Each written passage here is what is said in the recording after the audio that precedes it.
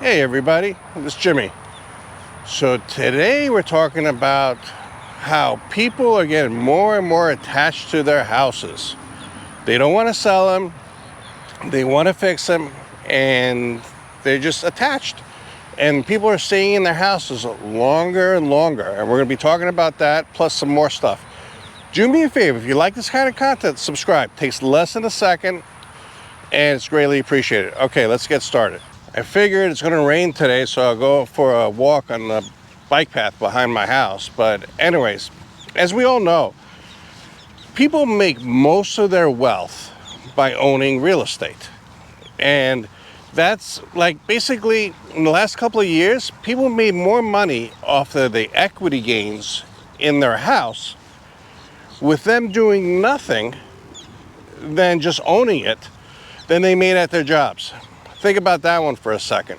So owning a house is great to build equity, build up savings for retirement, and it's supposedly, like everybody says, it's the American dream. I don't know if that's still true because it's so difficult to buy houses now, but it is.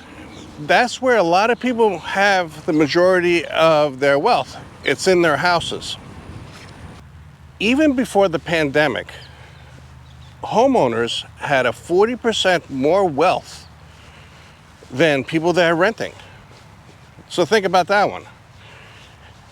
40% more wealth than people that are renting. Why? It's because of all the equity that they gained in their housing over time.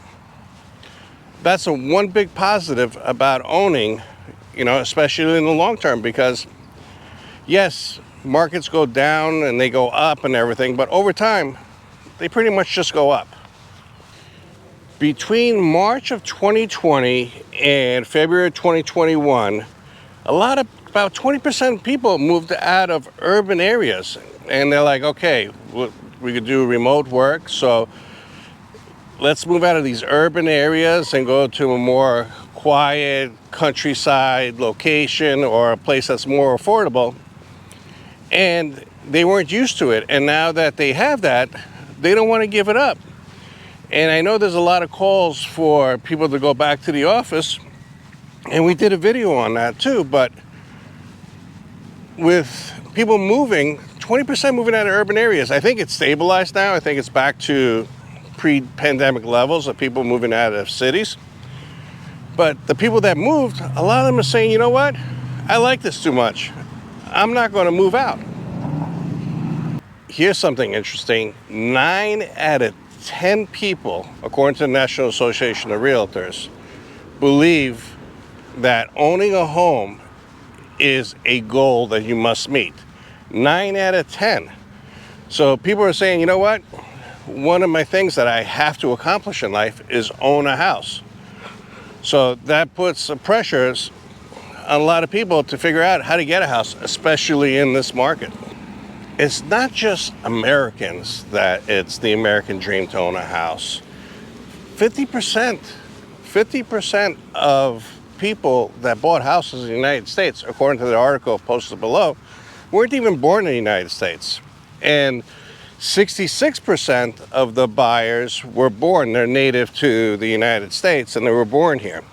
So think about that. People are leaving other countries and they're picking the United States because of all of its benefits to invest their money and buy a house. So, that puts a strain on it, especially with people not wanting to sell their houses, with today's market and the rates and everything going on. Here's an interesting one. 75% of people after a health crisis said their number one priority was to own a home.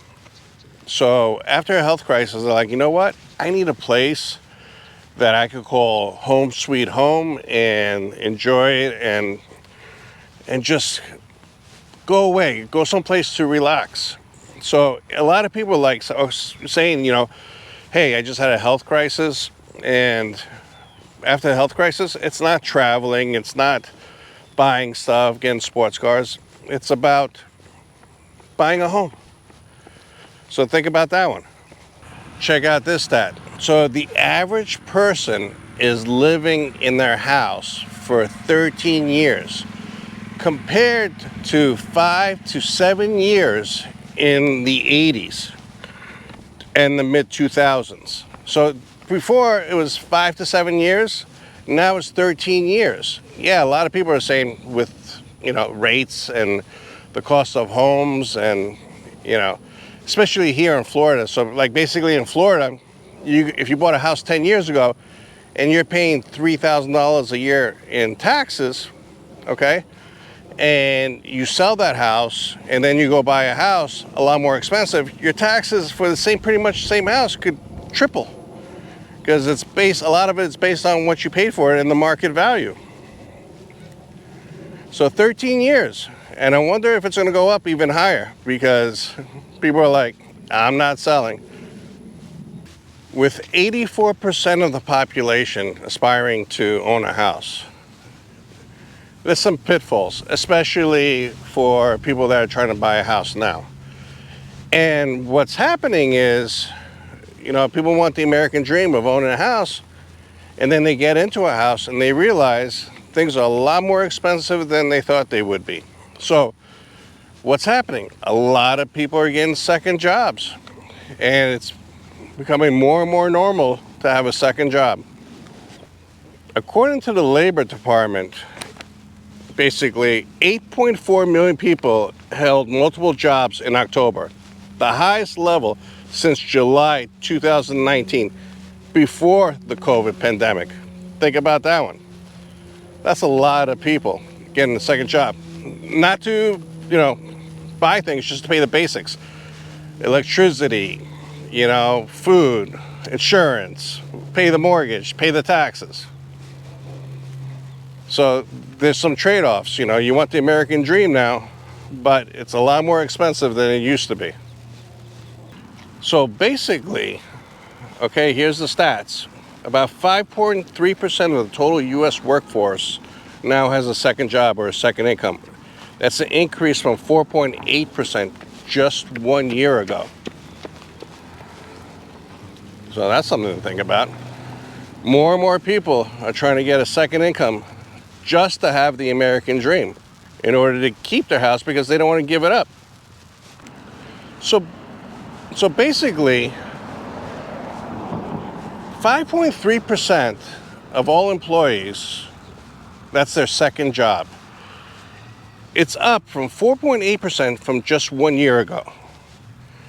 Okay, the government said last week that hourly earnings for employees was $11.05 in October. It represents a 3.32% decline from $11.43 in January 2021.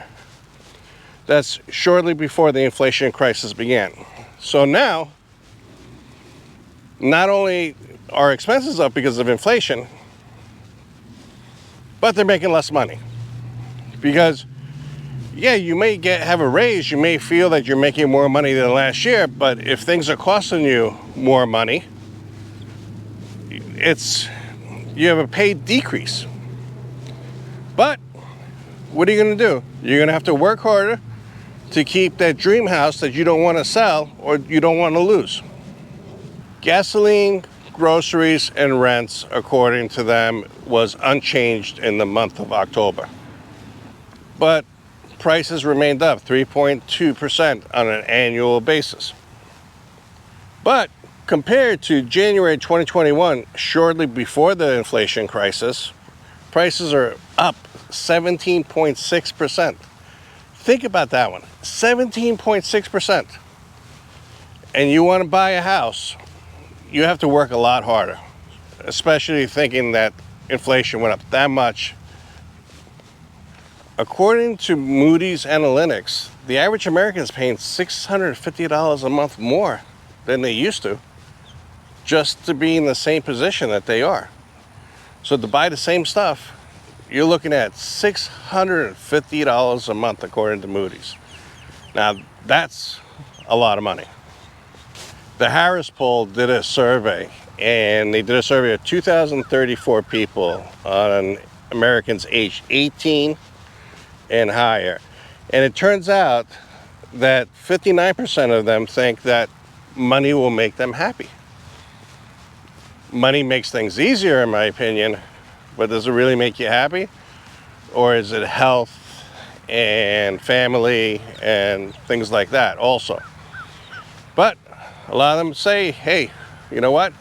In order for me to be happy, I got to make a lot more money. So let's talk about that real quick. The average person believes that they need $1.2 million in the bank to be happy. Is that nuts? $1.2 million you need in the bank to be happy? Why? I don't get it. Do me a favor, comment below. Tell me what you guys think. $1.2 million seems like pretty high. Okay, let's go over this survey. Basically, when it comes to annual salary, the average respondent thinks they need to make $284,167 a year to be happy. Gen Zs think that their income should go from $128,000 to $128,000 with a net worth of $487,711. Millennials think $525,000 their income, with a net worth of $1.7 million basically. Gen X's think $130,000 annual salary with a net worth of $1.2 million. Boomers think $124,000 annual salary with a net worth of just under $100,000. So men basically are saying that they need, on average, $381,000 annually, while women said they need $183,000 a year to make them happy. Is that freaking insane or what? It really is. 62% of millennials said they're willing to pay $7 for a cup of coffee because of the joy it brings them. Would you guys pay $7 for a cup of coffee? Do me a favor, comment below and let me know. Net worth of a typical family surged 37% from 2019 to 2022, the survey found. And the median net worth of Americans aged 35 to 44 was $135,000 in 2022, up from $105,000 in 2019. At the end of the day, people are holding on to their houses because interest rates, you know, if you're in Florida, you owned it for a while, you're not paying a lot in property taxes, well, on average. People just want to be comfortable. But at the same time, a lot of people saying, hey, I need to make X amount of dollars to be happy and to be able to afford it. It's going to be really, really interesting what's going to happen in 2024. Do me a favor, comment below. Tell me what you guys think is going to happen in 2024. Do you think money makes you happy? Answer that question. Let me know below. Anyways, that's today's video. Greatly appreciate it. Remember, do me a favor, subscribe. Takes less than a second, and I'll catch you on the next one. Thanks. Have a good one. Bye.